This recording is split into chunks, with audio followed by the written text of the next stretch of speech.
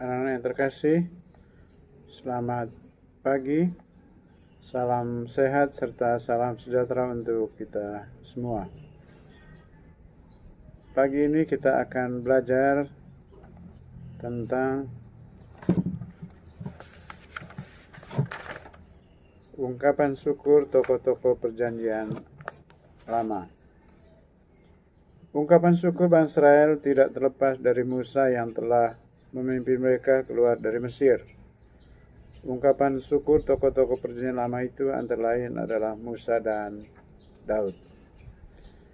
Baik, mengawali pembelajaran ini, mari kita buka dengan doa. Dalam nama Bapa dan Putra dan Roh Kudus. Amin.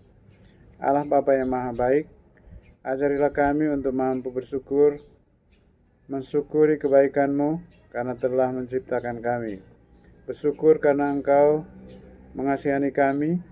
Bersyukur karena Engkau selalu menyertai kami. Ajarilah kami untuk mampu mewujudkan syukur kami dengan mengasihi orang tua, guru, dan semua orang, sebagaimana Engkau mengasihi kami. Amin. O Roh Kudus, sucikanlah bibir dan lidahku dengan api ilahi, supaya aku suka berbicara mengenai Yesus. Santo Fransiskus Assisi, pelindung kongregasi SFD, doakanlah kami. Moder Constancia van der Linden, pendiri kongregasi SFD, doakanlah kami.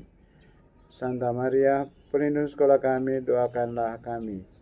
Salam Maria, penuh rahmat, Tuhan sertamu. Terpujilah engkau di antara wanita, dan terpujilah buah tubuhmu Yesus. Santa Maria, Bunda Allah, doakanlah kami yang berdosa ini, sekarang dan waktu kami mati. Amin. Dalam nama Bapa dan Putra dan Roh Kudus. Amin.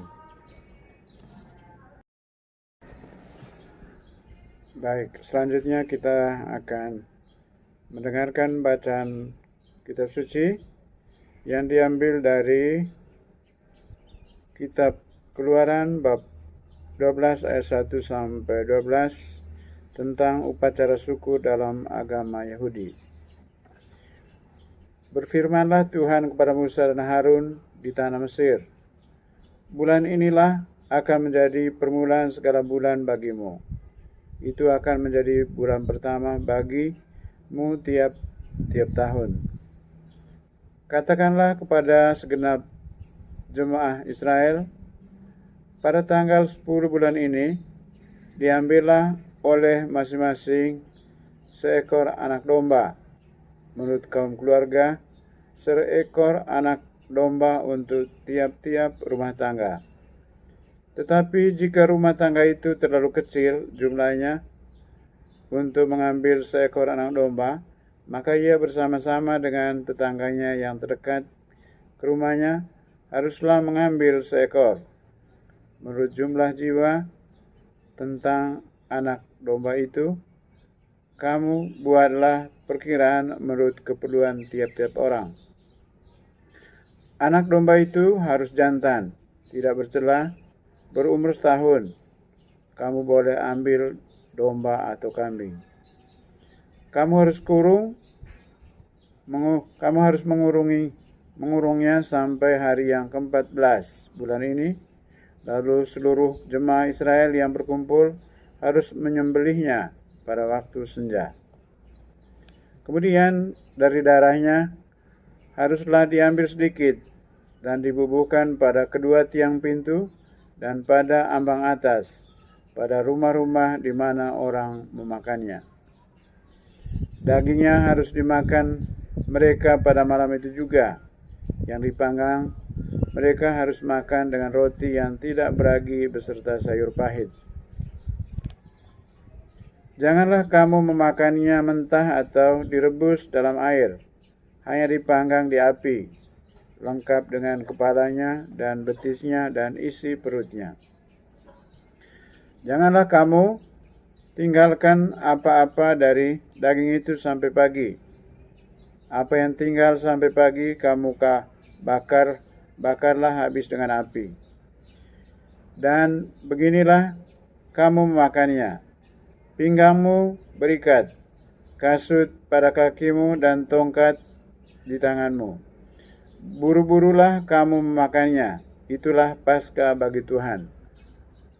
Sebab pada malam ini aku akan menjalani tanah Mesir, dan semua anak sulung dari anak manusia sampai anak binatang akan kubunuh, dan kepada semua Allah di Mesir akan kujatuhkan hukuman. Akulah Tuhan. Demikianlah sabda Tuhan. Syukur kepada Allah. Anak-anak yang terkasih, selanjutnya kita menjawab beberapa pertanyaan sehubungan dengan isi bacaan suci yang baru saja kita dengar bersama. Yang pertama, pertanyaan pertama, apa isi firman Allah kepada Musa dan Harun di Mesir? Bahwa bulan ini akan menjadi permulaan segala bulan bagimu. Itu akan menjadi bulan pertama bagimu tiap-tiap tahun. Pada saat itu, semua bangsa Israel harus memilih anak domba, harus jantan, tidak bercela, berumur setahun,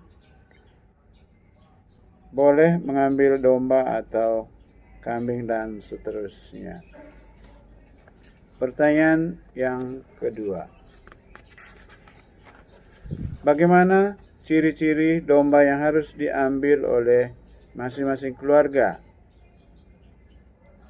Domba jantan, tak bercela, dan berumur setahun. Pertanyaan ketiga, apa saja yang harus dilakukan oleh masing-masing keluarga terhadap domba itu?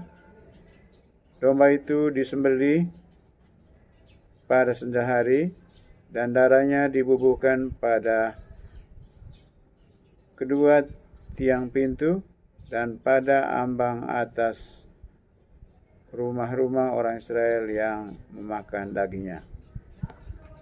Pertanyaan yang keempat, apa yang diharapkan umat Israel dengan melakukan firman Allah melalui Musa dan Harun tersebut untuk memperoleh keselamatan?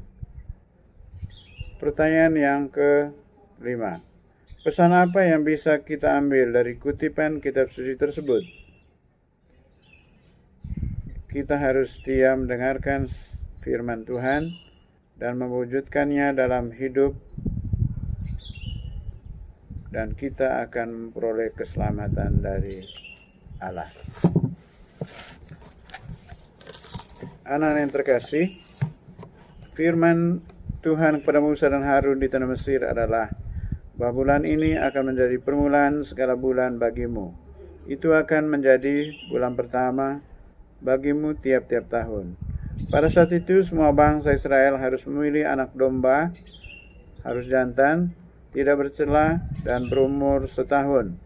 Boleh mengambil domba atau kambing.